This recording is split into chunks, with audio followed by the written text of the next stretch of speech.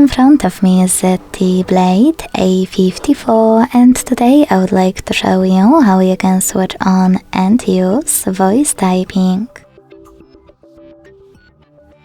Begin by launching your keyboard and clicking on microphone at the top right corner. If you can't see it, tap on this gear. Select voice typing located in keyboard settings and use gray switcher next to use voice typing to activate it. Then go back to your keyboard and click on no visible microphone. As you can see, voice typing is on. If you want to stop, tap on the same microphone again. Thanks so much for watching. If you enjoyed this video, don't forget to leave a like, comment and subscribe.